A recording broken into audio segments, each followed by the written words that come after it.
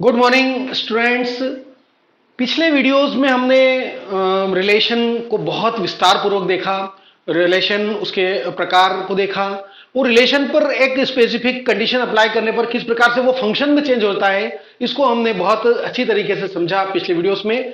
और यदि हम उसको स्टेप बाय स्टेप देखें तो हमें मिलता है रिलेशन से हम फंक्शन पर गए और फंक्शन से हम चलते हैं अब कैलकुलस पर।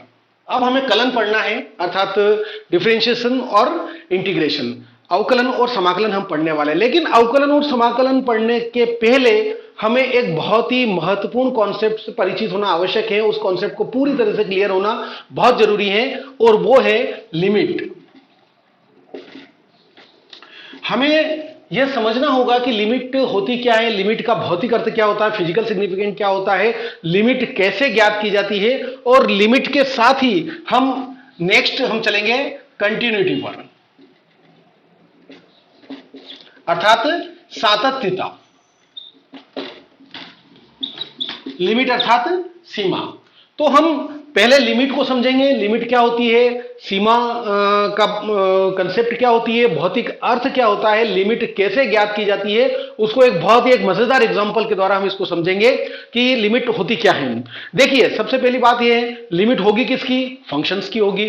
तो हमें यह बहुत क्लियर है कि सबसे पहले तो हमें कोई फंक्शंस मानना पड़ेगा। जैसे मान लीजिए limit x tends to a fx, ये हम फाइंड करना चाह रहे हैं। यहां ये जो एरो है इसे हम इस प्रकार से पढ़ते हैं, x टेंड्स टू a, अर्थात x a की ओर अग्रसर होता है। जब x a की ओर अग्रसर होता है तो fx अर्थात उसका फलन का मान किस प्रकार से परिवर्तित होगा, फलन का मान कहां पहुंचेगा, यह हमें प्राप्त करना है और उसी को हम कहते हैं लिमिट। तो लिमिट के लिए जो संकेताक्षर है वो LIM भी लिखा जाता है या LT भी लिखा जाता है। इस प्रकार से विविध प्रकार के संकेताक्षर लिमिट के लिए प्रयुक्त किए जाते हैं। लेकिन इसका जो वास्तव में अर्थ है, केवल अर्थ यही है कि जैसे जैसे x a की ओर बढ़ता है वैसे वैसे fx अर्थात उसका जो फलन का मान है वो किस ओर अग्रसर हो रहा है, किस पॉइंट की ओर अग्रसर हो रहा है, वो उसकी लिमिट कही जाती है। तो अब हम एक बहुत ही छोटा सा एग्जांपल है और उस एग्जांपल के द्वारा हम इसको समझेंगे कि लिमिट क्या होती है। हम एक फंक्शन ले लेते हैं fx is equal to x plus two. fx is equal to x plus two एक फंक्शन हमने ले लिया। जब फंक्शन ले लिया तो डेफिनेटली हम इसका लेखा चित्रीय निरूपण हम कर सकते हैं, ग्राफिकल रिप्रेजेंटेशन हम कर सकते हैं। बहुत आसान है। x के ग्राफिकल रिप्रेजेंटेशन करने के लिए x की वैल्यू मान लीजिए हमने आर्बिट्ररी वैल्यू 0 ले ली, x की वैल्यू 1 ले ली, x की वैल्यू 2 ले ली, तो हमें f0 is equal to 0 plus 2 that means 0, f1 is equal to 1 plus 2 is equal to 3 and f2 is equal to 2 plus 2 is equal to 4। इस प्रकार से हमको इसकी वैल्यूज प्राप्त होती है। x की वैल्यू 0, 1, 2 के अकॉर्डिंग fx की वैल्यू हमको 2, 3 एंड 4 मिली। इसको हम एक टेबल में इस प्रकार से लिख लिया करते हैं, x एंड fx। x की वैल्यू जब हमने 0 ली तो fx की वैल्यू, f0 की वैल्यू हमको 2 मिली। x की वैल्यू जब हमने 1 ली तो fx की वैल्यू हमें 3 मिली। x की वैल्यू जब 2 ली तो fx की वैल्यू हमको 4 मिली। इस टेबल के द्वारा यहां पर जो x और y fx के जो मान हमको मिले, fx को हम यदि y भी मान सकते हैं, क्योंकि हमें उसके एब्सिस्सा और ऑर्डिनेट की हम जब बात करते हैं भुज और कोटि पे हमें इसे प्लॉट करना होगा। तो हम देखिए किस प्रकार से इसको प्लॉट करते हैं। इसका जो ग्राफिकल रिप्रेजेंटेशन हम करेंगे तो वो इस प्रकार से मिलेगा।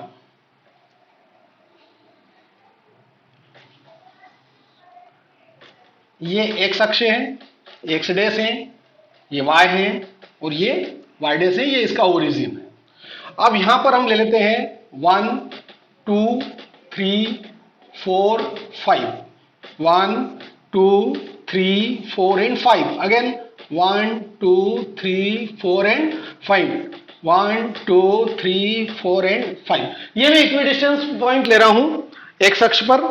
यहां पर 0 के बाद 1, 2, 3, 4, 5, 1, 2, 3, 4, 5, -1 -2 -3 -4 -5 और यहां पर भी हो जाएगा -1 -2 -3 -4 और -5। इस प्रकार से ये अपना जो है चतुर्थांश है और इसमें हम इसको रेखा को प्लॉट करेंगे। तो 0 2 पहला पॉइंट है 0 2 अर्थात ये पॉइंट हमें यहां मिलेगा 0 2।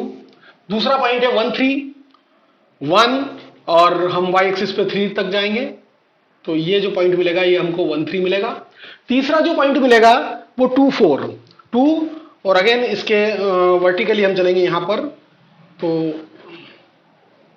ये जो पॉइंट होगा ये 2 4 होगा। और इन तीनों पॉइंट को हम बहुत स्मूथली जब मिलाते हैं तो इस प्रकार से एक लाइन हमें मिल जाती है इस प्रकार से। और ये जो लाइन है वो होगी fx is equal to x plus 2। ये हमने इसको प्लॉट कर लिया। अब देखिए यहां हम ये देख रहे हैं कि x इज इक्वल टू 1 पर इसकी वैल्यू हमें मिली 3। हमें फाइंड करना है limit x tends to 1 fx। अब x टेंड्स टू 1 fx मतलब इस फंक्शन की हमें 1 पर लिमिट चाहिए है ना। 1 पे हमें लिमिट चाहिए तो डेफिनेटली 1 ये वाला पॉइंट है।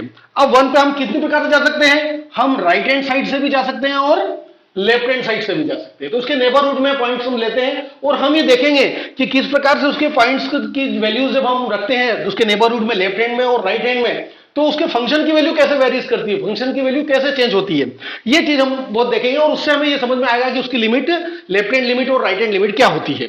तो देखिए मान लीजिए हम x एंड fx यहां हम देख लेते हैं लेफ्ट में। लेफ्ट में इसकी जो वैल्यू हम ले रहे हैं वो हम कौन कौन सी वैल्यू ले सकते हैं, 0.9 ले सकते हैं, 0.99 और उससे बड़ी वैल्यू ले लेंगे और 0.999 ये उससे और बड़ी वैल्यू मतलब 1 के पास चलते जा रहे हैं हम। यहां से 1 है, मान लीजिए मैंने यहां 0.9 ले लिया तो 0.9 से और बड़ी वैल्यू कौन सी हुई 0.99 हुई और उससे बड़ी वैल्यू कौन सी हुई 0.99 मतलब हम 1 की ओर अग्रसर हो रहे हैं। कहां से, लेफ्ट साइड से हम चल रहे हैं, लेफ्ट साइड से हम 1 की ओर अग्रसर हो रहे हैं। तो जब हम लेफ्ट साइड से 1 की ओर अग्रसर हो रहे हैं, x की वैल्यू 1 की ओर अग्रसर हो रही है तो उसके अकॉर्डिंग fx की वैल्यू कैसे चेंज होगी वो हम समझ रहे हैं। तो x और यहां पे होगी fx। देखिए बहुत आसानी से समझ में आ जाएगा कि x की वैल्यू जब 0.9 यहां पुट करेंगे तो हमें fx की वैल्यू क्या मिलेगी 2.9, यहां मिल जाएगी 2.99, यहां मिलेगी 2.999। बहुत होता है कितनी आसानी से कितना अच्छे तरीके से हमको समझ में आ रहा है कि जैसे जैसे हम 1 की ओर अग्रसर हो रहे हैं वैसे वैसे fx की वैल्यू 3 की ओर अग्रसर हो रही है। 2.999 मतलब 3 के बहुत करीब आ चुके हैं हम लोग। तो लेफ्ट हैंड साइड से जब हम चल रहे हैं जैसे जैसे हम लेफ्ट से 1 की ओर अग्रसर हो रहे हैं वैसे वैसे fx की जो वैल्यू है वो 3 की ओर अग्रसर हो रही है। तो हम यहां कहेंगे limit x tends to 1 minus, left hand limit के लिए 1 माइनस कहा जाता है तो इसको हम कहेंगे LHL या left hand limit. fx is equal to हमें क्या मिल रहा है 3 मतलब जैसे जैसे हम x हमने अभी तक इसकी वैल्यू 1 नहीं रखी लेकिन 1 से कम हम वैल्यू रखते जा रहे हैं और जैसे जैसे हम वैल्यू उसके 1 से 1 की पास में जा रहे हैं वैसे वैसे उसके फंक्शन की वैल्यू 3 की ओर अग्रसर हो रही है। इसी प्रकार अब हम राइट हैंड लिमिट के लिए देखते हैं, limit x tends to 1 plus कहेंगे इसे। राइट हैंड लिमिट के लिए इसको जिस पॉइंट्स पर हम लिमिट लेना चाह रहे हैं उसके ऊपर हम प्लस साइन लगा देते हैं, उससे ये इंडिकेट करता है कि हम राइट हैंड लिमिट लेने वाले हैं। fx इज इक्वल टू, अब इसका भी हम देखते हैं कि किस प्रकार से उसकी वैल्यूज वेरी होगी। तो अब देखिए